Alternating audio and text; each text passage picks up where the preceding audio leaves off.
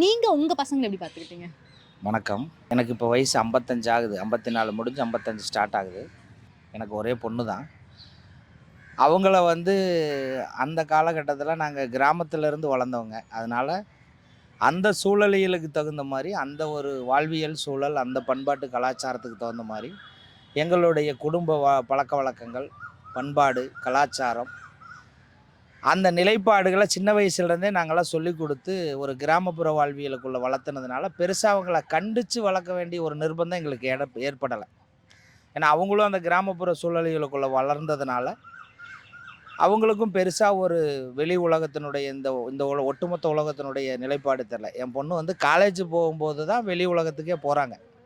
அப்படிங்கிறப்ப அவங்க அந்த டீனேஜ் சூழ்நிலைய தாண்டி, ஒரு பக்குவமான நிலைப்பாட்டுக்குள்ள வந்துட்டதுனால, நான் பெருசா இதுவரைக்கும் பெருசா கண்டிக்கல. நீங்க என்ன சார் நினைக்கிறீங்க? இல்ல என்ன விட என் பையன் ஒரு விஷயம் சொன்னா புரிஞ்சுக்கிறான். ஓகே. சில டைம் இவனுக்கு 7 இயர்ஸ் தான் ஆகுது. ம். ஒரு சில விஷயம் எனக்கே ஐடியா குடுப்பான். அப்பா ம். இது இப்படி நம்ம பண்ணக்கூடாதுப்பா, இப்படி but he is saying the right thing. Okay. So நாங்க அந்த ஜென்ரேஷன்ல எந்த அளவுக்கு கத்துக்கிட்டோமோ, அதை விட அதிகமா இந்த ஜென்ரேஷன் சின்ன வயசுலயே கத்துக்கிறாங்க. ஸோ அது சில்ட்ரனா ரொம்ப ஆச்சரியமா இருக்கு. ஓகே. எங்க பாப்பா இப்போ இங்க சென்னையில தான் ஒரு யுபிஎஸ்சி சென்டர்ல எடுத்துட்டு இருக்காப்படி. அதனால அந்த மாரி நாங்க கண்டிச்சோ, ஒரு அடிச்சோ, அந்த மாரியான ஒரு சூழ்நிலையில வளர்க்கல.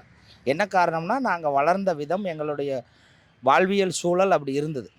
ஆனா, இன்னைக்கு இருக்கக்கூடிய இன்றைய காலகட்டத்தில இருக்கக்கூடிய குழந்தைகள் வளர்ப்பு நிலைப்பாடு அப்படிங்கிறத பார்த்தீங்கன்னா, அந்த குழந்தைகளுக்கு அந்த குடும்பத்தோட பண்பாட்டையோ, கலாச்சாரத்தையோ, பாரம்பரியத்தையோ சொல்லிக் குடுத்தோ, அல்லது இந்த தமிழ்நாட்டினுடைய மண் சார்ந்த கலாச்சாரங்களையோ, பண்பாட்டு கூறுகளையோ சொல்லிக் குடுத்தோ, எந்த பேரண்ட்ஸும் வளர்க்கலைங்கிறது என்னுடைய நேரடி குற்றச்சாட்டு.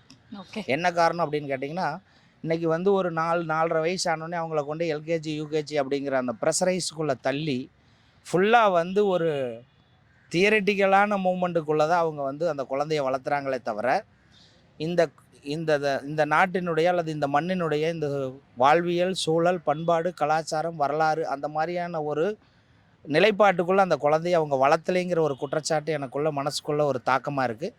இப்ப வளரக்கூடிய குழந்தைகள அந்த மாரி ஒரு பண்பாட்டு கூறுக்குள்ளேயும், கலாச்சார கூறுகளையும் சொல்லிக் குடுத்து, ஒரு லிபரலைஸா வளர்த்தணும் அப்படிங்கிற ஒரு வேண்டுகோளையும் நான் இந்த இடத்துல வைக்கிறேன். Thank you sir. நன்றி, வணக்கம். Thank you.